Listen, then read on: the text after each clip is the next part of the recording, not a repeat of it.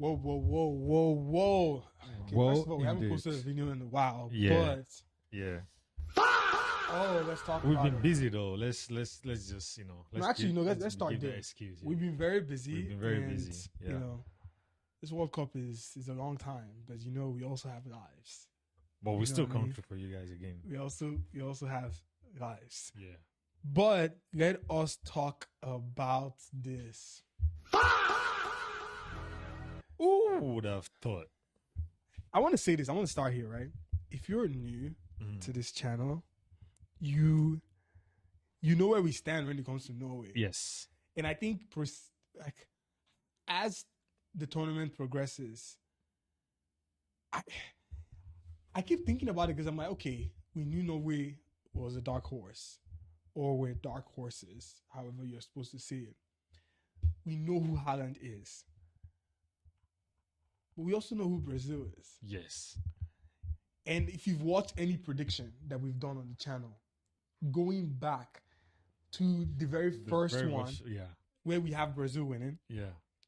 And then the second one, where I think, I'm not going to jinx that, if you want to watch to see who we think is going to win. Yeah. But in that second one, I remember we got to the Brazil-Norway game in the round of 16 and we're like, who takes Norway. it? We picked Norway. We picked Norway over Brazil, yeah. Because to me, I was like, nah, Brazil are the underdogs. Yeah. They're the ones supposed to go there and prove themselves. And they were though. They were doing it, but like in this match, it just. Can I just I say have that no idea what happened. In this, when you look at this game, right? In this, I mean, obviously you look here and you see Neymar scoring in 90-10. But this is also a game that had 8 minutes or 6 minutes of extra time. Yeah. When you look at this, it's not shocking because, first of all, this possession says 66. Yeah. Like 30 minutes into the game, I remember I looked at the edge and I was like, yo, like, it's 70-30. At some point, it was 82-28. But then, but I don't know, man. It's one of those games that leaves you speechless. There are a lot of things to talk about. Yeah. But let's start with Norway, right? Because I feel like there's not much to say. No. But let's start with this man. Erling Haaland. 2 goals. Like, you go through his game and how many times did he touch the ball? 30 times. 30 he times. touched the ball. I wasn't familiar. Like the first goal, right? The first goal was a cross, if I'm sure, was a cross from Odegaard. Yeah. Right? Cross from Odegaard. No, actually, no. Was it a cross from Odegaard? I think It was a cross from this guy that came on after halftime. He actually assisted the 2 goals. The second one, not so much, right? Because it was just a pass. But watching the way they were playing, you know, for a second, like Deji was sleeping off. He slept for like 3 minutes. And for those 3 minutes, they were just passing the ball. Like, they will have times where I'm like, what are they doing? And Brazil was just standing, watching them play and pass and pass. Like, it looks like you're watching like prime, like Xavi Iniesta, but like without the conviction, because it's like, you're like, oh, this is Xavi Iniesta. They're about to put a pass to David Villa. You know, it's like, but this is like, is Berg and Burge, you know, and Odegaard and they like and Nusa, and they're like taking it little by little, and next thing, like, Haaland is in the perfect position. And the second goal, I just don't have any, I don't even know how to explain it. Like, how is one of the 2 best center backs in the world? Like, how is Gabriel and Marquinhos? And I think Santos was also there too. Yeah. How are the 3 of them standing, watching Haaland take 5 seconds on the ball, stand, position himself? Yeah, and like, and strike the ball. He wind up, bro. He wind up for, like, to take that ball. Because if there's any player that you don't want to leave, giving him space to shoot on that pitch is Haaland. I mean, man. But now Haaland has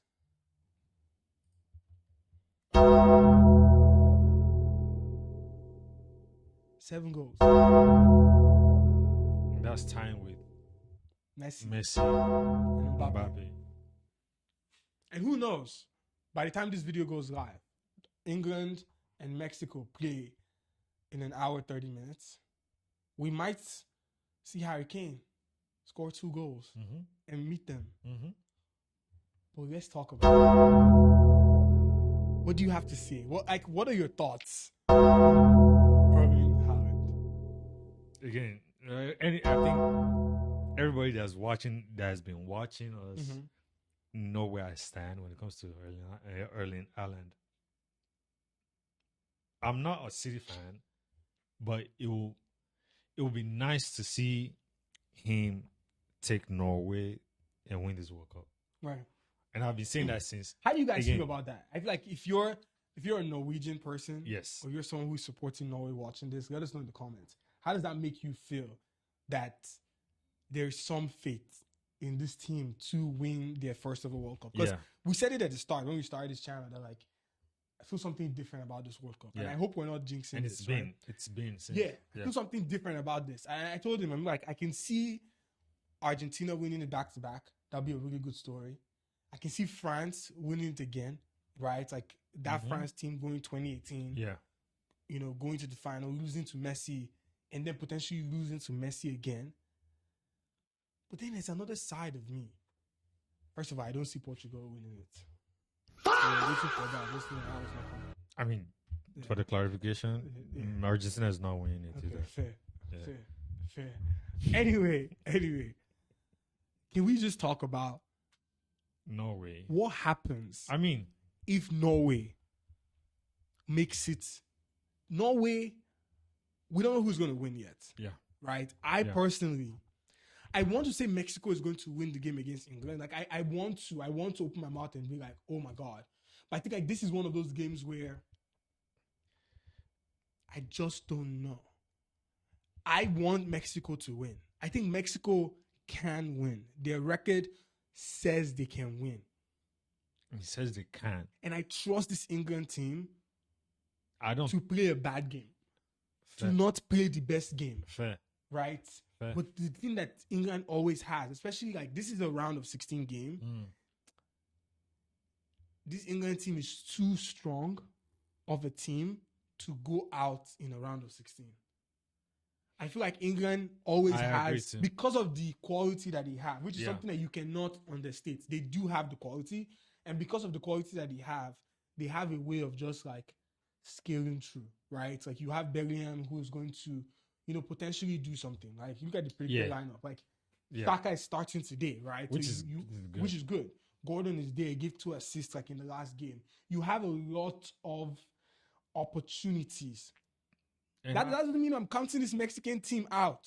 And remind you, they are hosts. Sorry to cut you off. And there's one thing that bothered me about the lineup is the fact that this guy Anderson. I mean, good for Manchester City, like because they just was the new purchase, new signing, But like the fact that this guy is getting the playtime over me, you know, to me it's just crazy. Right. You know what I think? You know what I think it is?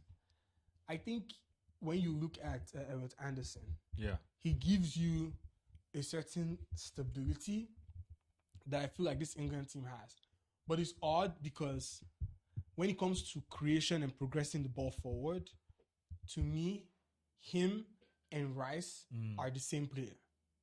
I feel like that too. Do you understand what I mean? So it's like, I see your point. By putting a menu there, you get some creativity. You might not get the type of strength that you want. I get it, but I feel like if you're going against a Mexican team like this, that to be honest, like is filled with like flair and creativity, you also want something that's going to match that. I don't think Bellingham can, because I feel like when Bellingham plays against like teams that are a lot more fluid and like extremely technical, right? Especially with that like American flair, like you don't really see him do much, right? Like he Bellingham works against like the all attacking, like strong, you know, type of teams. But it's interesting to see. I'm curious to see what happens. I definitely like the defense. I think Gay and Stones. is better than having Konsa. Ooh, sorry. Konsa is still there. I just saw him there. Yeah. I mean, look, this is just going to be one of the downfalls here, because this guy playing the right back while someone like what's his name? Rhys James is injured. Rhys James is injured. Yeah. Oh. Rhys James is injured. I don't know. I want to count England out and say I don't see them progressing. But if I was to put money on this game, I wouldn't put money on this game. In fact, this is one of those games where you just have to watch and see what happens. But what I can say is that based off of what I saw today, right? Based off of this, none of those teams can beat Norway. It doesn't matter who wins that game. Yeah, it doesn't matter. It really doesn't matter. No. It really doesn't matter. If it's Mexico, I think it's going to be food. If it's England, I think it's going to be more food. Because I think the only way Norway doesn't make it to the semi-final now is if for some reason they just have a bad game. Like if they have a bad game in the quarterfinals. Just didn't play. Yeah. Or they just have a bad game. Because I saw them play the third match that they played in the group stage. They didn't play with him. They rested him. Yeah, they rested like almost the entire team. All the which is like the coach. That's another thing to look at for this is the coach, right? Like he's doing a great job. Yeah, he's doing a fantastic job. Like, they're also unbeaten. Yeah, Yeah. I don't know. On this side, on this. I mean, they lost to France and. Oh, they did lose to France. Yeah, they lost to France. And that was the only game they've lost. Yeah, but that's the one that they didn't play their full team. Yeah. Which is so interesting. It's like you go into a third place game, right? It's like they knew what they were doing. Yeah. Because they knew they already qualified. So, but hey, this is going to be an interesting matchup. If it's I want it to be Norway England so that Norway can beat some senses to England, but this is very interesting. And I think lastly for this, right, just ending off this video, I want to talk about this man. Yeah, I'm gonna take a second because I think the biggest mistake that Carlo Ancelotti made in this World Cup was not included. And I know he wasn't ready to play in the first 2 games, but I don't understand like how somebody is not ready and they can all of a sudden be ready like 6 days later. I think he could have played. I'm talking out to my ass here, but I think he could have played like 20 minutes, 10 minutes, 5 minutes. I feel like he could have built up a lot more momentum. And to be honest, like he should have started this game today. Yeah. I believe that he started the game because they missed the penalty. I mean, because according to what we saw, this guy played for the 23 minutes he played. Yeah, he was good. It was good. Yeah, he was good. It was good. Like I look at his expected goals, accurate passes, shot accuracy. Like his one-on-one take. Like Come on, man. He was good. He was good. I think like I don't know. Like I look at the game and I look at Vinny, and Vinny played. Vinny tried his best. Like I don't. Man. I think. I believe this wasn't what we've seen. What's it called? Brazil played for the whole time we've seen them play. Because at no point are we seeing Brazil just focus on counter attack. But they also haven't come against like it.